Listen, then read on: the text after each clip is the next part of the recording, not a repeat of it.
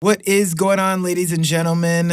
Markus Cook joining me, Chase Crawford, for another episode of According to the Internet. And we are now live and in color, streaming on Facebook and all of those platforms. How are you feeling about this, Markus?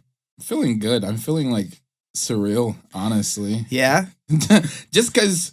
Dream come true to be here, right? What? Sure, yeah. I just like it's surreal because like how far back me and you go. I say we go back but it feels like we go back like 20 years or something, but we're not even that old to be talking about 20 years ago. It's one of those things where like in 20 years it's gonna feel like 100 years, and then we're just gonna die out of nowhere. Sure, yeah. Something like that. Yeah. So give the audience a little background on how we know each other and kind of what you do. Let's see. I feel like middle of high school, like I was making videos and stuff with Edgar and one of my friends, and he was like, "Yo, I know this other kid. He's really into making videos," and I was like, "Oh, okay."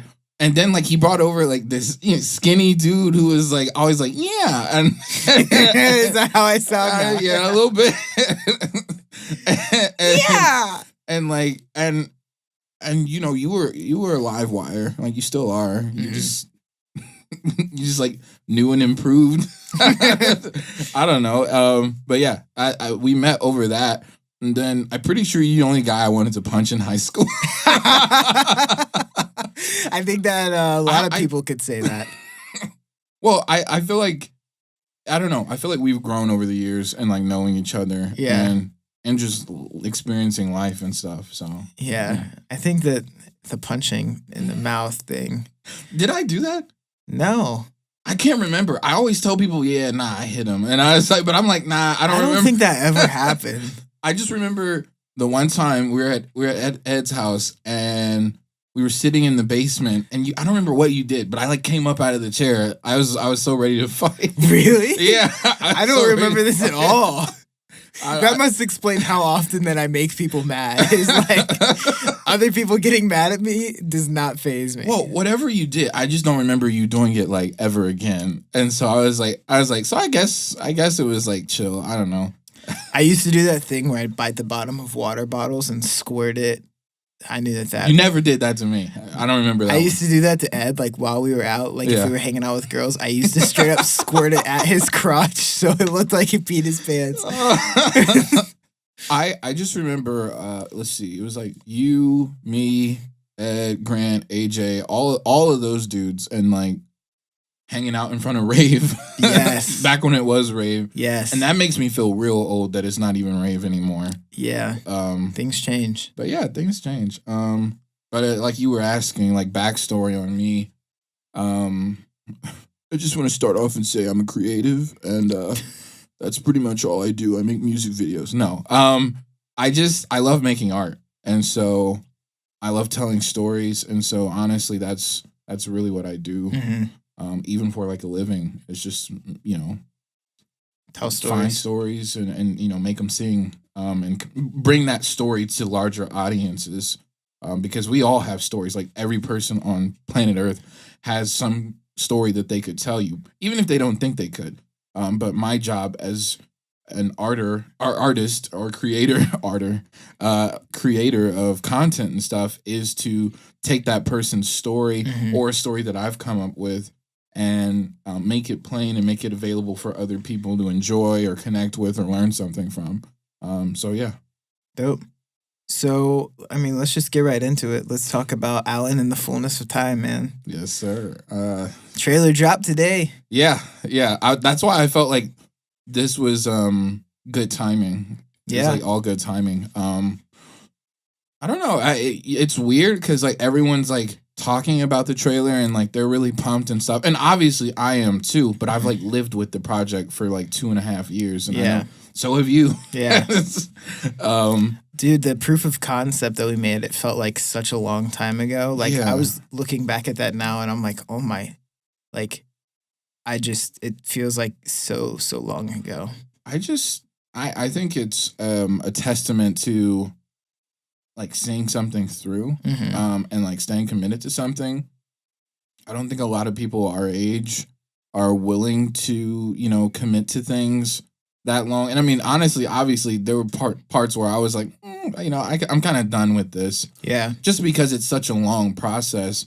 But I feel like now, like on the other end, it's like, it's worth it. Let's do it again. And that's the thing is like, I feel like, I don't know about you. Well, I kind of do. But the 8 days of production we had on Alan, like shooting the feature, those were, I don't remember sleeping. Like people ask me like, what did you do besides that? I don't remember stuff after I walked off set. Like I legit don't. Yeah. It was awesome. I mean, to be frank, I really didn't sleep either. And I'm sure you remember during that week, not only were we working crazy long days, but like my car broke down twice. Yeah. And then Alex's car broke down too. Right. So we were borrowing our in-laws' truck, and that, dude, it was just like anything that could have gone wrong personally that week went wrong. And then on top of that, we were doing like 18, 19 page days, like working 16, 18 hours. And, thankful for everyone that crew, crew, cast, everyone that did that with us. But it was just, I think it, like you said, it's a testament of just seeing something through. It would have been much easier to give up. Like so many times. It would have been so easy to just like walk away and just wipe your hands of it and not think of it again. But seeing it through is, the fun part. And that's like the weird part to me is like,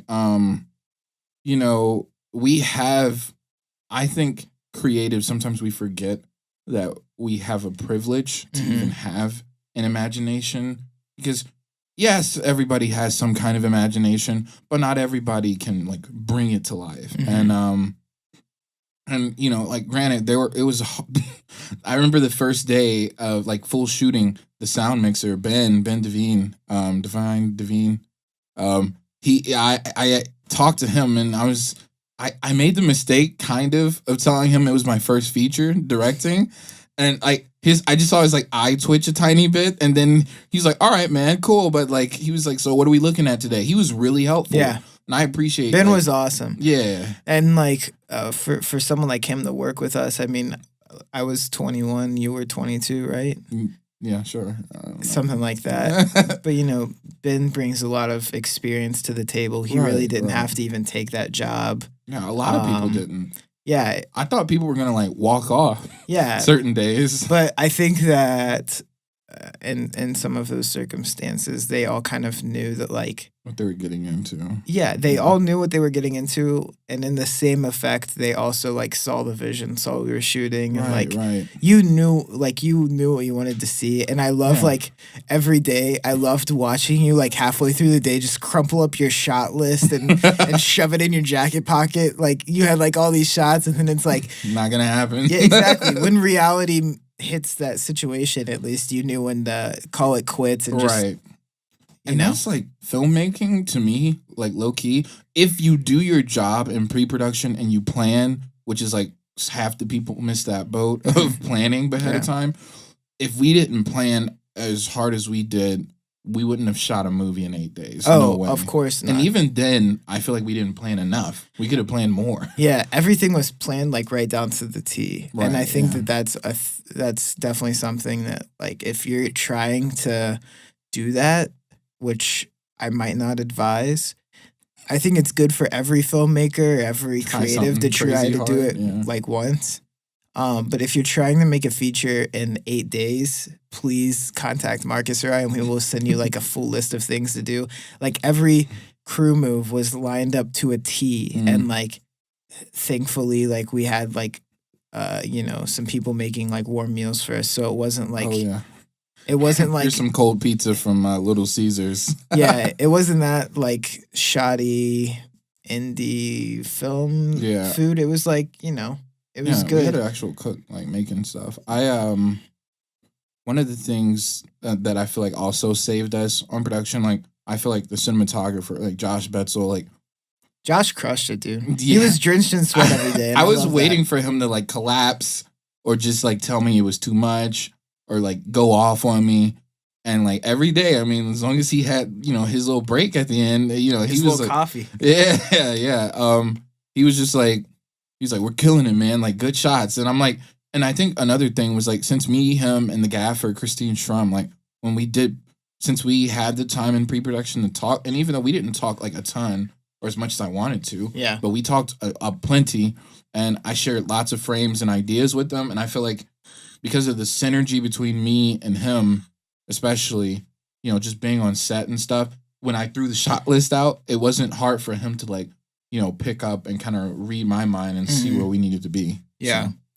Yeah. And I mean, just everyone being timely as well. I mean, dude, there was literally everything that could have gone wrong, I feel like went like wrong. Everything to try to sidetrack us, right? Like, yeah. Your car got hit. The dude literally, like, do you remember that? Died of a heart attack, like on the corner of the street. Like, I remember right by that. where we were shooting. Like, yeah.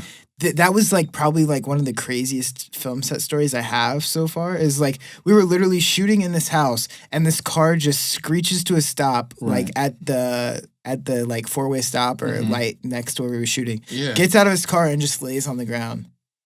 And it was like, I was just like, what is going on? I mean, I feel like this sounds weird, but I feel like on the set, like, I think someone told me after the fact, and that was probably good that I didn't know right then on set because I was already kind of stressed and trying to lead the set. And so I didn't realize what happened at all. So like people came in like crying and stuff, and I was like, yo, we trying to make a movie. In hindsight, I felt really bad. But on the same token, like, there's so many stories I heard after the production that I would have never known. And like, so it makes me respect a lot of people, including our cast, for like the things that they were dealing with at home. Like, like Dave, like I didn't realize he was out there. Yeah. And he came back in and knocked his scene out like nothing happened. Yeah. And so, props to Dave. So shout out Dave. Yeah, but yeah, man, that was crazy. Are we gonna do it again sometime? I hope so. Yeah.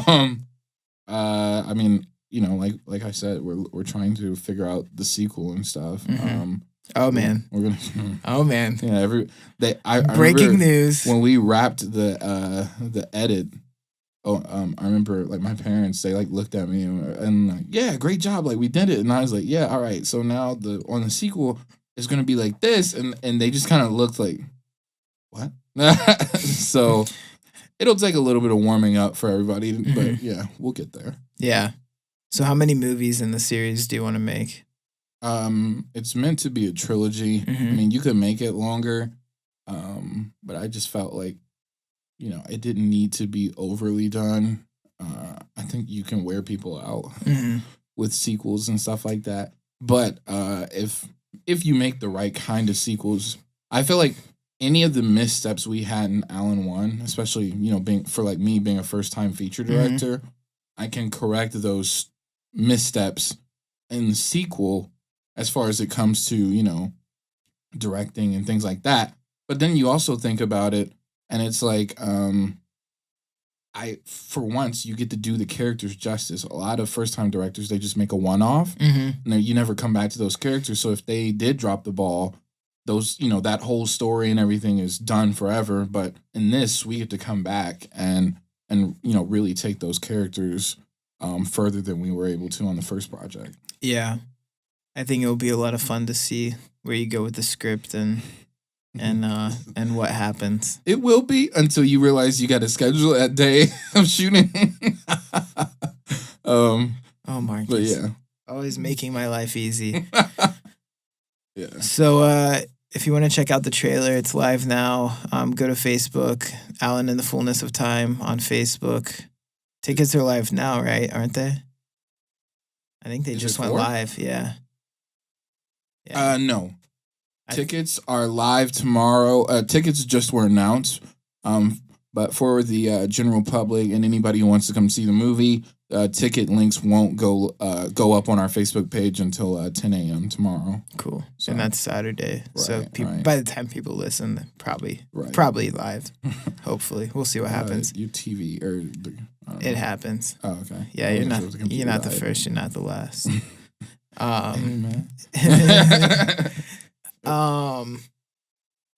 So yeah. Anyways, What was that? What was the first topic? Alan in the Fullness of Time. No. Which we just talked about. Oh, and now it's Santa Claus. Well, now hold on. This is my show.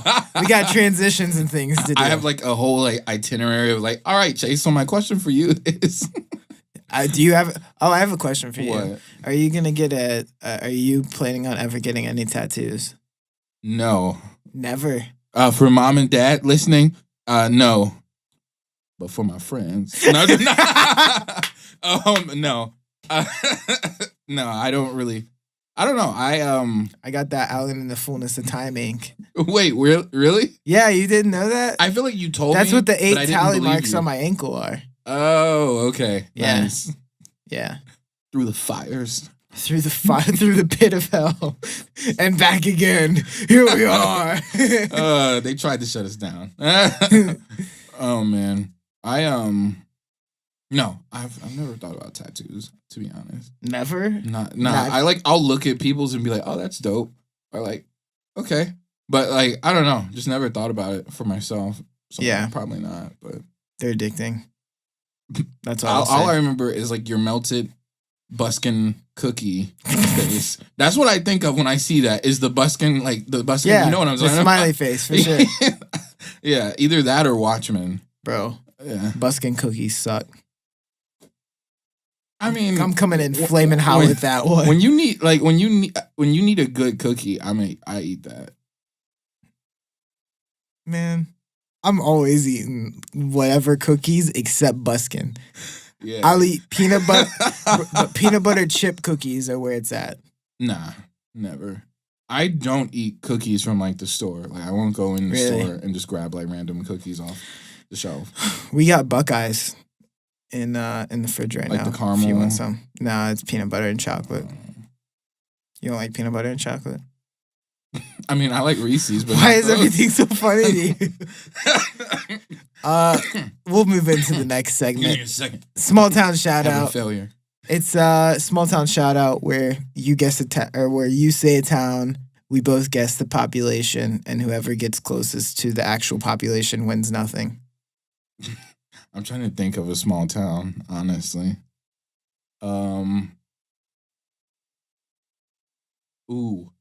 Wilmore, Kentucky, home of Asbury University.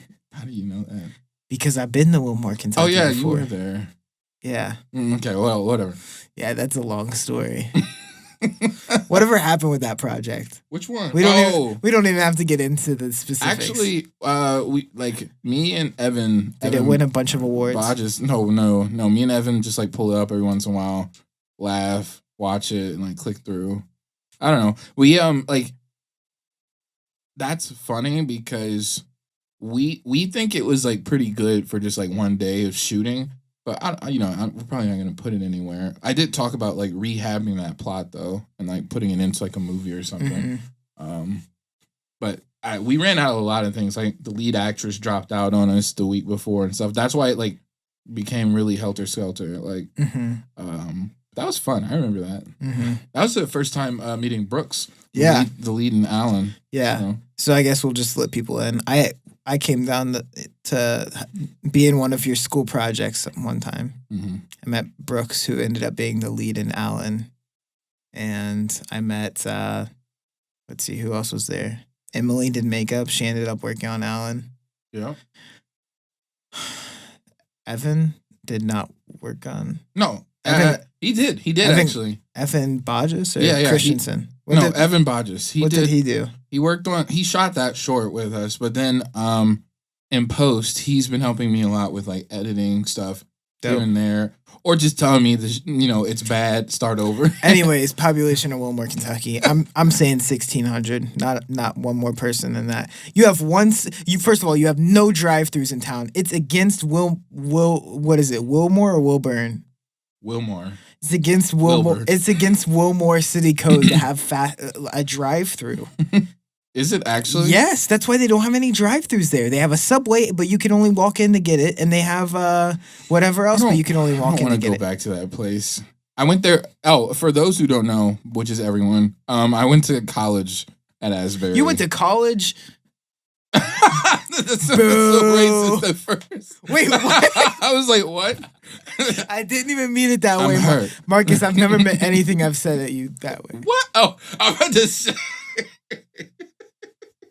Nah, I went there for film, like media communications. I was like the one black dude in the program. There was one black guy right before me who was like a big Odd Future fan, Hezekiah Crocker, and I think it's Crocker. And like, I remember his senior year, it was like my freshman year. He turned to me and he was like, I passed the baton to you, and and that it legit felt like a passing of the baton. I mean, I'm sure there's like another ashy black dude on campus now that's in the MediaCom program, but yeah. I mean, while we're on that topic, how many black folks were down at Asbury? You could count, like, and that's like I've got a funny story. Okay. There's so few black people at Asbury's campus, and this isn't great PR for them, but my freshman year, I remember this girl on Twitter. She just started DMing me, and she went to campus, but she would never approach me in person. She started DMing me and was like, "Oh, you know, like she just like was hitting me up, texting me for like 2 weeks." At the end of the second week, she was like, "All right, I'll see you at the game Saturday." And I was like, "What game?" And she's like, "Oh, the basketball game." And I was like, "Oh, okay, I'm probably not going." And she was like, "Oh, like, what do you mean? Like, I thought you were on the team." And I was like, "Nah." Just dead silence. And that pretty much told me all I needed to know about most of like how Asburyans view African Americans. And I had the same thing with like a teacher. Went to explain to him like how I had a paper that like was late or whatever. And he just sat up straight and was like, "Oh, I understand, you know, basketball's in season right now and you guys are real busy." And did you just go with it to get an extension on the paper? Nah, I didn't go with it. I just was like, "Oh, I'm not on the team." He's like, "Oh, I could have sworn." I was like, I bet you could have sworn. I bet you could have. I don't know. But I mean, to clean this up for the PR department, Asbury, they do like they are trying to like get more people in there. They are trying, and we would love to do a screening of our film there. No, I talked to one of my professors, so I told her, you know, like me and Josh, the cinematographer, he went there as well. Actually, a lot of Asbury students went there that worked on Allen, and so I said, "Hey, I'm a recent grad." Lucas Bentley, right? I'm a recent grad who just made a feature film.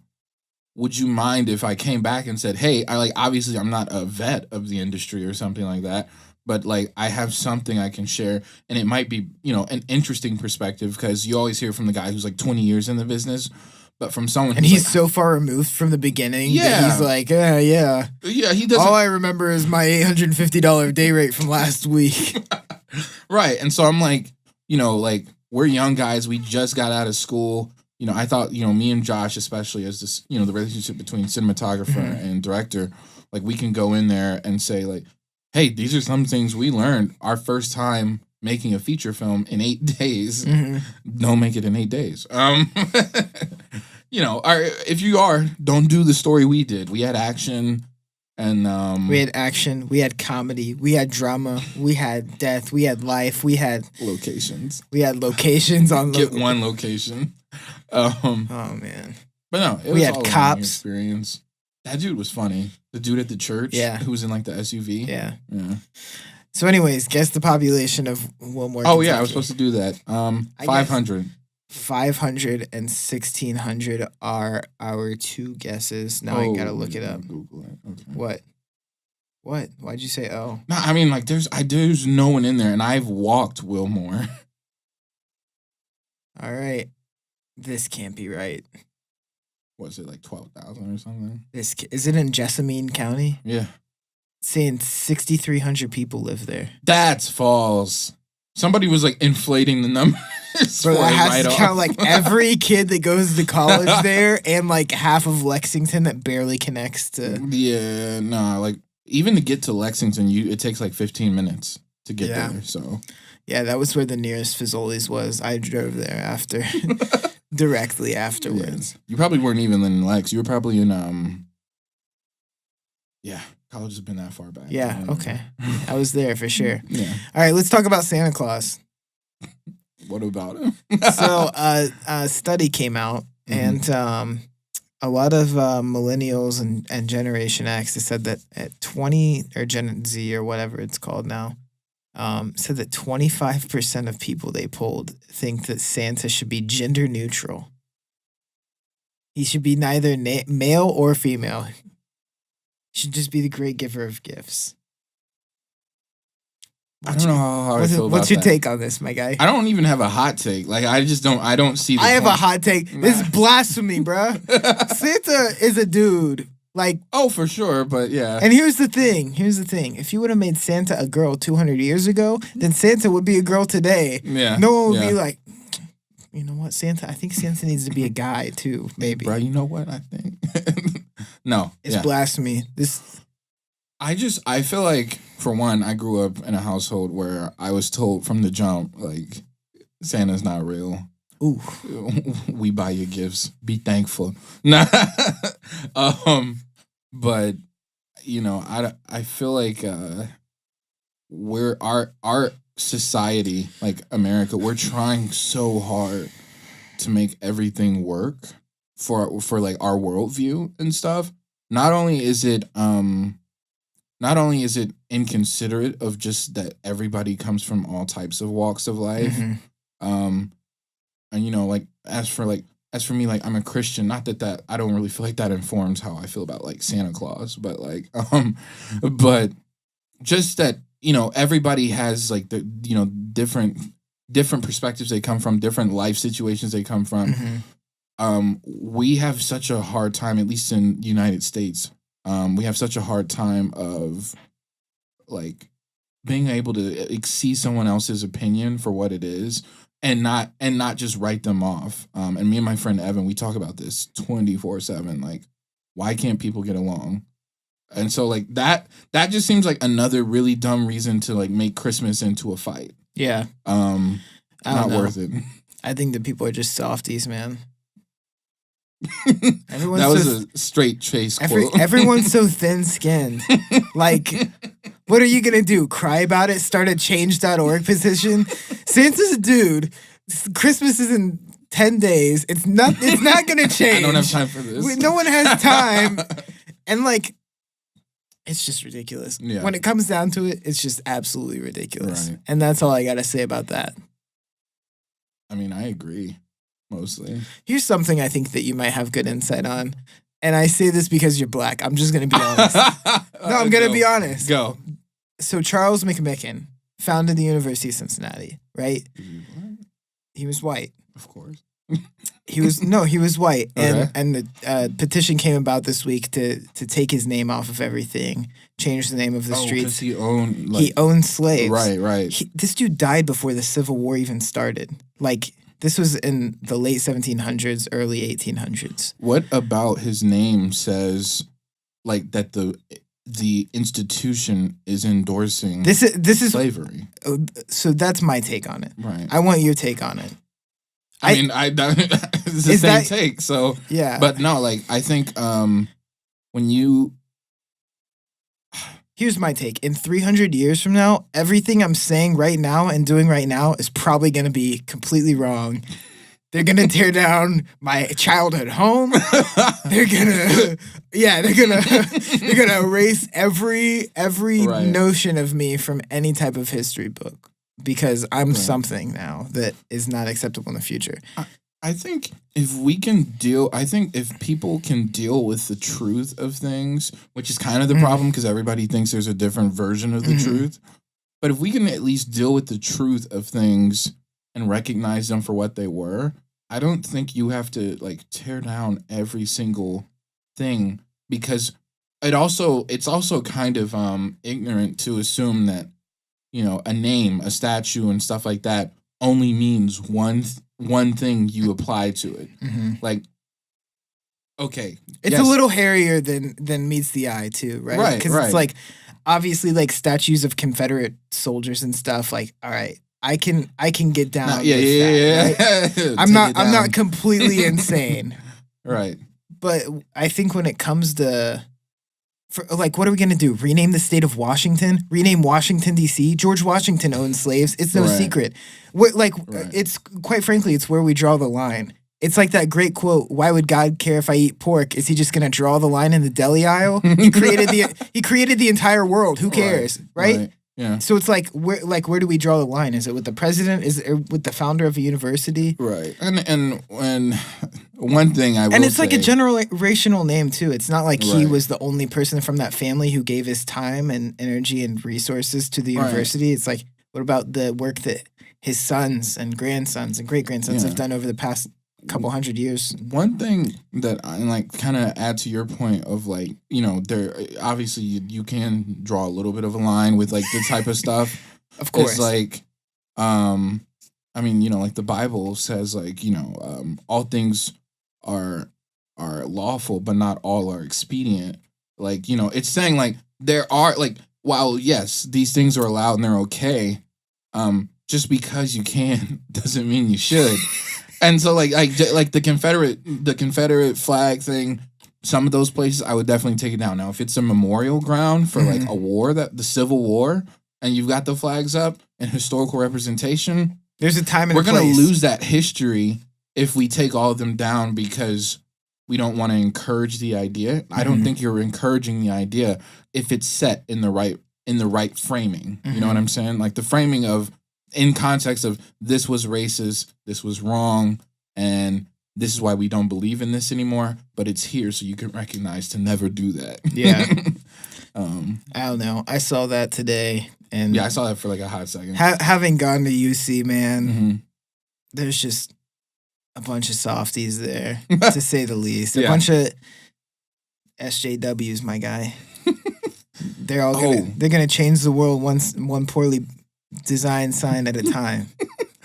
That's funny you say that because my girlfriend Natalie, she's in the DAP program, and she was telling me a few weeks ago about how she was on campus and there was a group of feminists that were trying to get art students to help them create content, and she considers herself a feminist too, and she was like, trying to explain to them that you can't just use their art as propaganda, and they about like shouted her out of the building, and it's like so they were just trying to weaponize those artists' work, even though they didn't actually care about the art, and so that makes me distrust different types of people in general. Like we can't trust people that aren't artists to represent our work in like a non-political light. Yeah. Even though, yes, you can make art for political meaning, but like, don't just appropriate someone's art for that. Yeah. I don't know, man. It's just difficult to... It's difficult to walk. This day and age, man, it's just like everyone wants to find a problem with everything. The Kevin Hart stuff. Dude, exactly. Thing? Yeah. Yes. And then, who was it? Nick Cannon dug up the tweets from... That was Nick Cannon that found that? Yes, Nick Cannon. Wow. He went soul searching. He was messy. Like, yes. Sarah Silverman, Amy Schumer. What happened with them? He was someone dug up a Kevin Hart tweet where he called someone a gay or a fag or something. Right. And Nick Cannon went on these other popular white female comedians' pages and found them also using the same language during that time period. Yeah, we didn't hear about that. Of course not, right? And I will say, like, not everything is a race thing, but it's going to be easier to demonize a black man than it is like a white woman, even if said white woman is Amy Schumer. And I will say, and admittedly, in the past 10 years, the context of that word and those words and stuff has kind of gone in flux, I think. Right. I mean, and it's weird because our generation on one hand says they don't care about it and they love Tyler the Creator no matter what he said on his tracks. I just assume you're not a real fan because you should go back to his old stuff. But like on one hand they say they love guys like that and they like worship those dudes, and then on the other hand some other guy says the same thing and was probably, and like not even as harshly as Tyler the Creator could have thought of saying it. And I'm just using him as an example. But like we're trying to be like everyone's trying to be like salad bar ethics, morals, and ideas. And it's like, it's not going to work because we're going to fall apart at the seams. Here we are talking ethics and morals on Chase Crawford's podcast. It got dark. I'm sorry, guys. Who would have thought we would be here? But yeah, man, I just see stuff like that. I see the Santa Claus thing and the renaming of all of these things. It's right. Like, man, we're going to run out of things to rename and then nothing's going to be fun anymore. Like, what are we going to do? Call Washington State Crawford State? You wish. And then it's going to get renamed. It's going to get renamed in 300 years after they realize that I didn't pay PAs ever. I never, ever. I'm just kidding. They make you out to be like just like more country than you actually were, and like add whiskers and stuff in pictures. He grew up in Monroe, and let me tell you, Monroe is the breeding ground for hate. No. Yeah, I don't know. I think our age group, we got access to so much more than people in the We're past. overexposed. Yeah. Like, we're given so much stuff that it's hard to comprehend it all. And so people think they're like really, they think they're really something at like 13. I mean, like, her music is great, but if you ever watch like an interview of like Billie Eilish, I get annoyed because I'm like, you are 15 and like. She's 15? Yeah. I didn't know that. You're entitled to like your opinions and stuff, but then like you realize, oops, I think she got fame too quickly. Like, because she's like, oh yeah, I hate people and all this stuff. And I'm like, those are like worldview ideas that most people have at that age and they grow out of. But unfortunately, you're like overexposed to the world and stuff because one, you're obviously a pop star, but even like on a micro level, like the everyday 15-year-old kid who's got an iPhone, they've got like, their Snapchat and their Twitter, probably not Snapchat, Instagram. Just like, there's so much access to so many people's ideas. And that's the thing, like with Twitter and stuff, young kids having access to people's ideas that they haven't even begun to like experience and then just saying like, I believe it without learning to experience life. And I'm saying that as someone who's like still like barely in my 20s. So like, I like, don't take my like opinion on everything as like the final verdict. Like live some life yourself. Yeah. And come to your conclusion. How about you do something like this once in a while? Come up with your own opinion on things. Right. Exactly. Don't follow the current. Just rub those 2 brain cells that you have left, rub them together and come up with an original thought. Here's some words, comprehend them, rub your brain cells together, and then keep it to yourself. That too. Like Twitter, I think we could blame Twitter for like giving people this idea that everyone wants to know how you're feeling at all times of the day. People do care about you, but like no offense, most of the people that are following you on Instagram, Facebook, yes, Facebook, yeah, where you think it's all your friends and family. Yeah. Not everybody cares and not everybody has the best intentions in mind for you. So like you saying you had a bad day and stuff, all I'm getting out of that is, oh man, you like always have a bad day. I'm either unfollowing you, or I'm going to think less of you because I see that all the time. If you have needs like that and you struggle with like mental depression and stuff like that, they're like, find the friends and people that really care. But I don't believe social media is the place to like carry that kind of like inner turmoil out. Yeah. Man, let's just, this is going to roll really well into our last topic. But segment time. Meme of the day. Presented by my beautiful wife. Shout out my wife. We've been married for a long time. Do you know when we did that proof of concept, Cambria was still an infant? That's how long ago it was. And she's almost 4 now. I don't even remember her during the proof of That's concept. my daughter. You better remember her. No, during the proof She came out to the one big church day that we had. You remember that? Oh yeah. Yeah, that was just super distracting. Yeah. I know, because she's so beautiful. Anyways. Right. So this meme is a skeleton holding 2 guns up in the air with the title Millennials.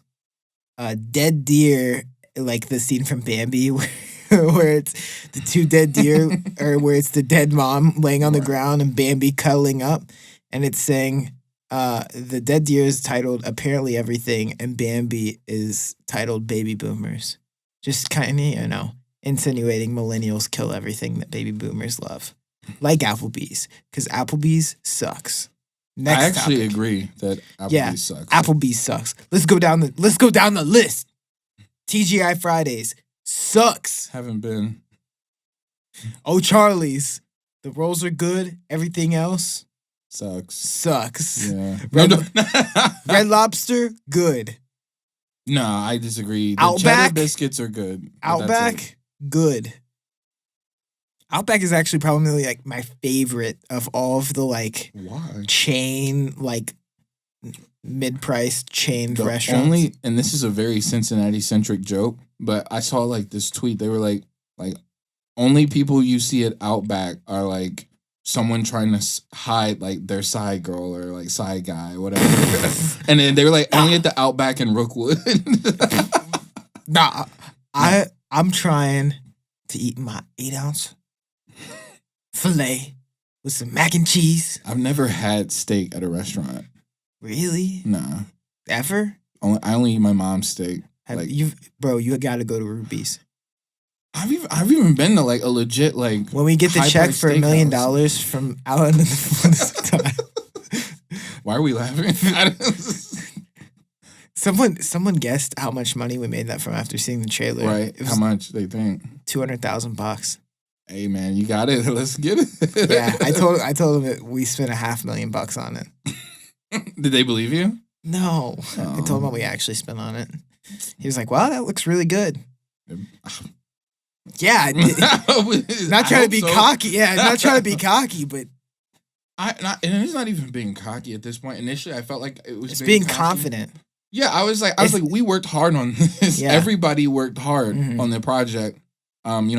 Josh, you would have thought that was his We spent a ton of time and do you remember deliberating the casting? We spent so much time just on that too. We tried as hard as we possibly could. We did 2 full days of casting sessions, and then I remember sitting there with all the headshots on the ground. Oh yeah. We actually put some time and hustle and effort into this whole thing. I don't know if I can do another 17-hour shoot day. I probably can, but wouldn't try. Yeah, I did that on Moondance. You did?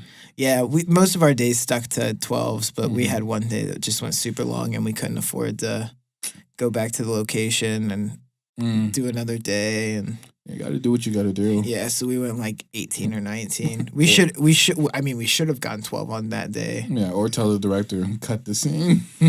Yeah, or come up with a new scene, because I remember doing that on set.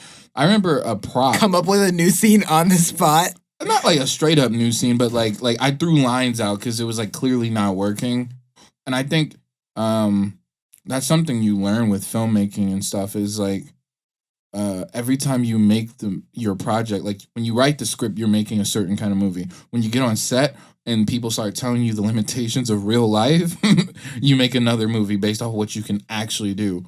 And then in post-production, you're stuck with the footage. Unless you can afford to reshoot. And then you say, I've got to make a new movie based off of all this footage I've got, because your script version isn't going to work. We did that. I would say there was 10 or 15 scenes at least that jumped around on our timeline in Allen to make the whole movie mesh together better than it was if you just went with what the script said. Yeah. So. Yeah. I, totally agree with what you're saying. Anyways, where were we even at? Kanye West. That's where we were getting to. So you said you want to talk about Kanye West. I'm just going to sit back and let you talk about him. I'll chime in when I feel the need. But me and you both love Kanye. Right. Is that right? Just say amen every time I say something. All right. I can do that for you. Kanye is such a complicated guy. No, he's not. Hey, whoa. I got to disagree there. Why? I think that he's very clear in his motives and his objectives. No, not that. I just mean he's complicated as in you can't just box him into one expectation. Oh, no. Amen. Yeah. Sit back down in your seat, brother. Just like at church, sit down, Mr. Crawford. Where's my fan? I don't know. Yeah, it is kind of hot, but hold on. Let me get it started. BB with the Robins. I don't know who that is. You ain't never heard that song? Nah. Oh man, you listen to 6ix9ine? I say not. Not even the tracks with Kanye on them. I did listen to those. I did. What'd you think?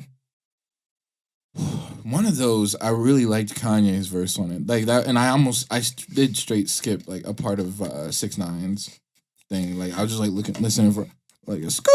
I love. Did you listen to 1 Minute, the X song that just came out? No, it's pretty good. You should listen to it. But anyways, is that the one with Kanye? With a Kanye feature, yeah.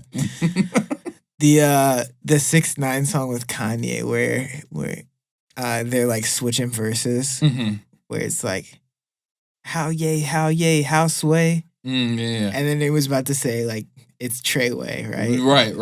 Why can't they say that? Because it's part like, dude, it's a part of the case. Yeah. What does that have to do with? They think that. So now we're getting into a totally different topic. So they think that 6ix9ine is in the Trey 9 Bloods and like the shot caller for the Trey 9 Bloods. Right. And they think that Treyway, they think that they're trying to get him for RICO. They're trying to jail. Bro, like he's facing like 125 right now. Anyways, yeah, he needs to call your brother, dog. Yo, did you see the thing that's sad? Do you want me to finish the story? Nah. Okay. People at home are gonna be so lost listening to this. Anyways, so they thought that Treyway was the call out for the Trey 9 Bloods, and he was saying it was his producer and manager who's suddenly has the nickname Treyway. So, anyways, continue. There was a video like that came out like a month before they got him for all that, and it was Fat Joe like telling him like you might not be. He was like asking him straight. It was like your parent like yelling at you like, do you understand why? And like 6ix9ine was just like yeah like it's the quietest I've seen him, and like Fat Joe was just going off to him like yo, the people you are around don't mean you any good. They're gonna cause you problems. And it was like month after, look what happened. And it's like, I don't know. It was just funny because he kept saying like, no, I'm not doing that. No, I'm not doing any of that. And he was like, because like Fat Joe was like, trust me, like I've been there, I've been where you are.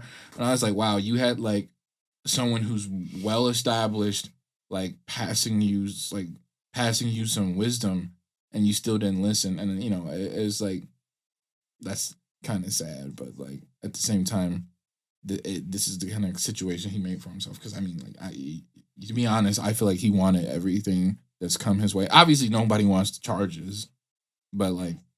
He wanted the attention. And I feel like he legit enjoys the negative attention. For sure. Yeah. Let's talk about Kanye though. Go back. Kanye will take any attention. Yeah. And just turn it into. Talk about this huge rant he went on. Started out with a screenshot from Slim, one of his managers. Oh, I thought it was from Free. From Free, for the sample. You tell the story. So yeah, Drake apparently last night somebody must have left the vault to Kanye's phone open because he got a hold of it and got back on Twitter. I just like picture him running through like his mansion. Somebody's just like, "Yo, put it down." He locks himself in his bathroom has 3 different doors to get in. Yeah. But no, he was on there and he tweets like girls' texts, like that you send like one sentence after another instead of just like a block, and he did it for like a couple hours.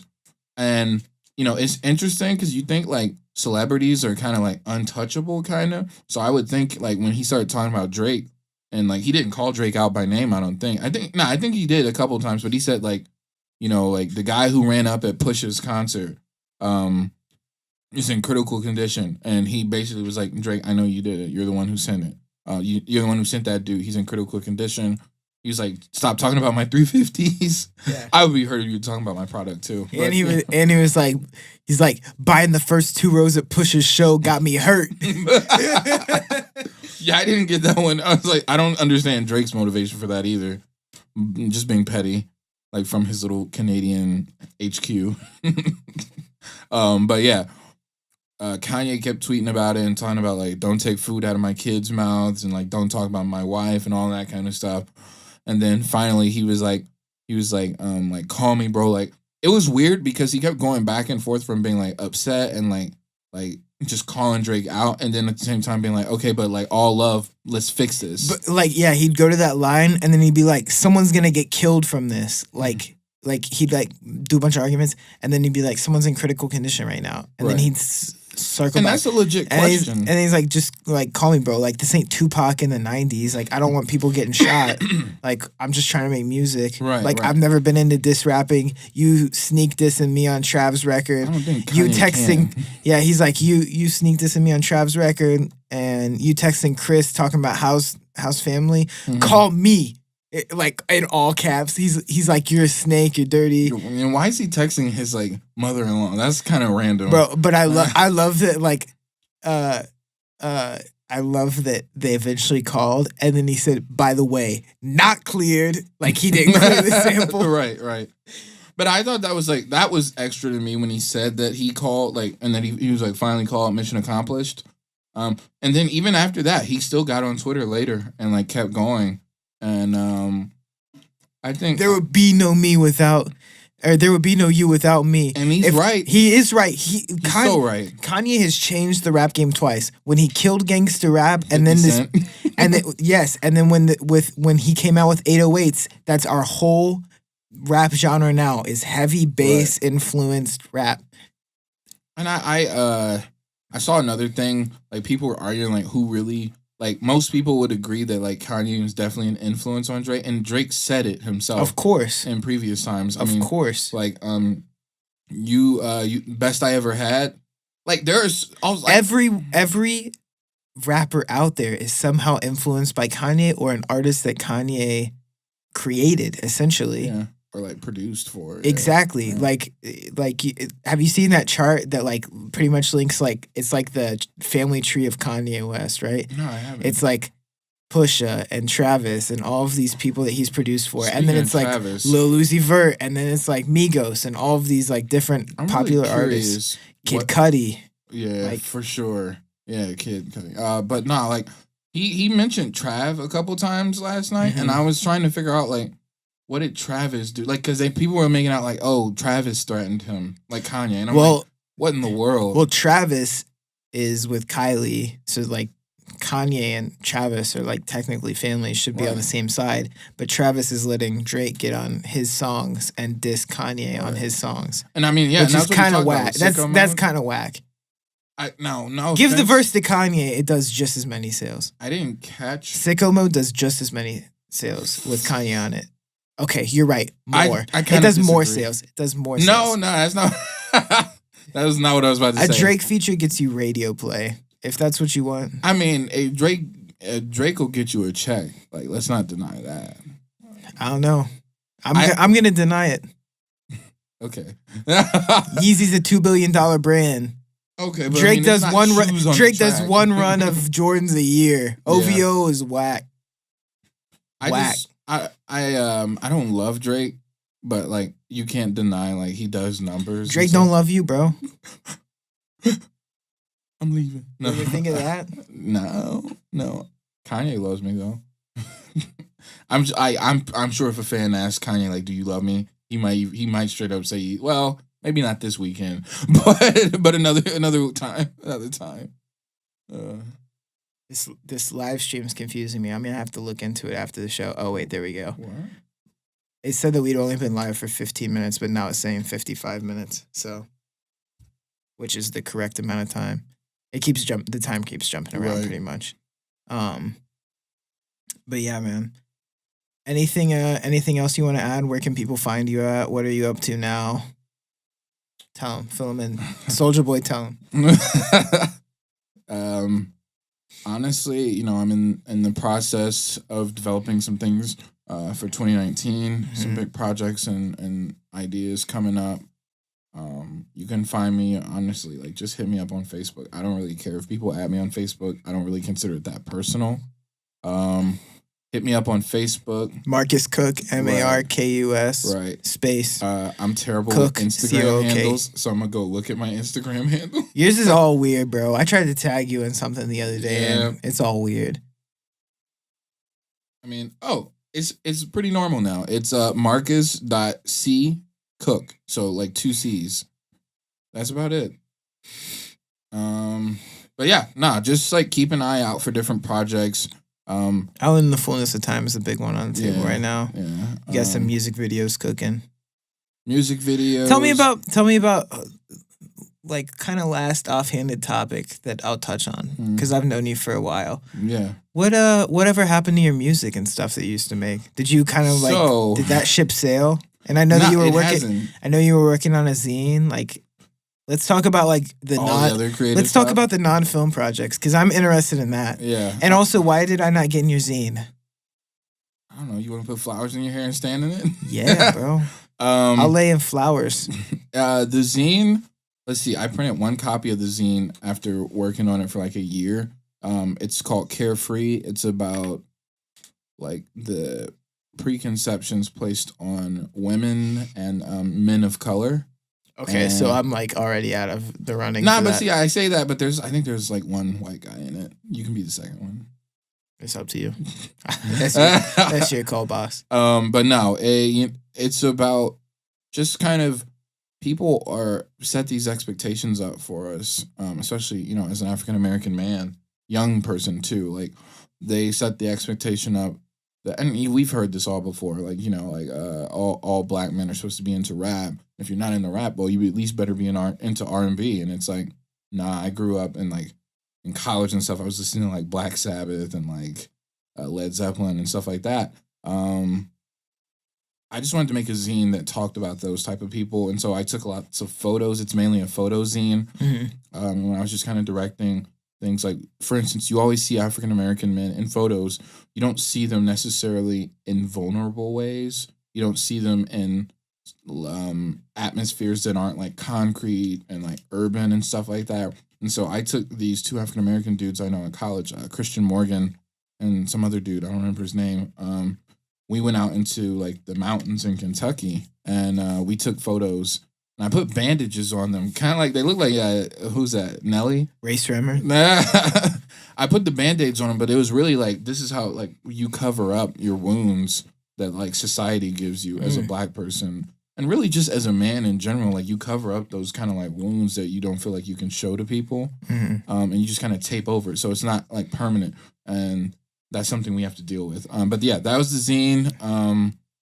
Music wise, I made that album and that album was kind of like therapy for me at the time. Is it on SoundCloud, Spotify, iTunes? It's on iTunes and Spotify. Yeah. I didn't see your year in review. People still listening to it? I have no clue. I bet you I might have actually made a little bit of money by now and just didn't log in the account to check. Marcus is rich. Doubtful. Maybe $5. But yeah, I made that and then I said like I still like making music and I feel like I can make good music. But I also felt like that market is oversaturated with everybody saying they can make music because music's not hard to make. Good music is. And I was like, I don't think I make good music right now. So I'm just going to take Kanye's advice again. And, Kanye was like, he spent like 5 summers making 5 beats a day. I just started making tracks for like the last year and a half. I'll just like, whenever I feel like it, I'll just go make a track in like 30 minutes, put it on the drive and walk away. And I'm like, I got a drive with like 85 songs on it now. And people are telling me like, oh, this is good. You should release an 85 song album. Please. That would be ridiculous. Please. But no, I'm just like, I think I'm also learning that I might be more of a producer than an artist. I think I can sing, but like, I don't think I can... Sing for us. I knew you were going to ask that. I'm just messing. No, I know you would never. That makes me think of back in the day, back in like high school when we were at the malls. And like, I gotta talk about this. It makes me squirm because it's so weird. It's weird, like so awkward. Nobody else had that. It's so awkward, dude. All of our friends. No, of course not. But all of our friends were singers, and we. I don't want another pretty. That's the song, bro. Oh my god. So when we were growing up, we'd go to the mall and obviously hit on girls like any other. I was scared. Like any other guys would. We would hit on girls. We play this game Go, right? Oh yeah, yep. And you know, we'd rotate and walk by a pretty chick and you say go, and then you have to go talk to her, and if you don't, then you're just a loser, pretty much. And like for all of our singer friends, like their go-to was like, "Hey, you're so pretty. Can I sing you a song?" And it was always that Jesse McCartney song, that beautiful song. And I want another pretty face. And it's because it's like I feel like it's one of the easiest songs to harmonize, like ever. Like, yeah, one thing that's weird is like, when I got to college and people would be like, "Oh yeah, in high school I did this," and even now, I'll be talking with friends about their high school experience and start talking about mine. They're like, "I never did." Ours was off the top, like just everything was so crazy. College wasn't intense to me in terms of like people like partying and like going out and doing like really sus things. Like none of that stuff was weird to me because we saw so much of it in high school. Yeah, it was. And I didn't realize like that wasn't everyone else's high school experience. Yeah, there were definitely some. I think me being the youngest, right? I forgot about it. But yeah, I mean, you and Edgar were both a year older than me. I'm not gonna use anyone else's names because I don't know how cool they'd be with it, but nope. They were older than me by at least 2 years. Everyone else, and we even had a friend who was like 4 or 5 years older than me. So. That guy. So yeah, no. So I mean, right? Like I was 15, 16, running around with a bunch of 17, 18, 19-year-olds. Like it was just crazy, and I was just like the dude with the camera, like making videos, and I don't know. Yeah, I didn't get into too much trouble, but except having a kid at 18. But. I was in school when that happened, right? Yeah, I don't like. I feel like it. Like I didn't hear about it till like after the fact. And I was like, you didn't hear? Nah, there's no way you didn't hear about it till after the fact. I feel like I did. I heard about it, but like, I don't know. Through the Vine. Yeah. I'm sure like Grant or Edgar. I'm sure as soon as one person knew, they texted everyone in their phone. But yeah, there was a lot of learning done in those years. We're still learning. We got a lot of. I'm no longer learning. I'm closed off of my learning hours. You said I'm out. Peace out, learning. But we'll go ahead and wrap this thing up before I get in too much trouble. You got any tips for the kids? Don't stay in school if it's not right for you. And I would say it's not right for you if you feel that what you do. Like, if you feel like you can do what you're doing right now without the help of a professor, no offense, like some of like your professors and stuff, they're not gonna teach you the things that at least will get you started in life, and the other stuff that they are teaching you, you could learn doing. So, and that's someone who went to college. Yeah, that's someone who went to college and graduated from college. I dropped out with 4 classes left, like a loser, but. Dropped out in the Uber. The film program at the college I was going to, like no professors with any working experience in the industry. It's just a shame. Anyways, my advice: don't drink milk straight out of a cow's titty. Until next time.